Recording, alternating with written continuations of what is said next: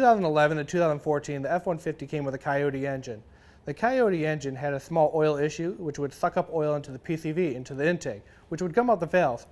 BBK made an oil separator fix. It has OEM fittings. It's a 3-ounce all-billet aluminum canister. Now once it's connected to the PCV, it'll collect all the oil vapor, so it won't go back in the intake and gum out the valve. Now let's get it installed on our F-150. Now the BBK oil separator mounts on the passenger side of the engine. To remove the hose, all you have to do is push the clip and pull right off.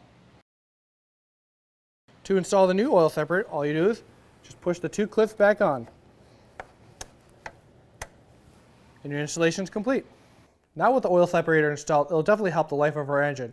Remember to drain the canister every oil change. For more great truck parts, go to cjponyparts.com.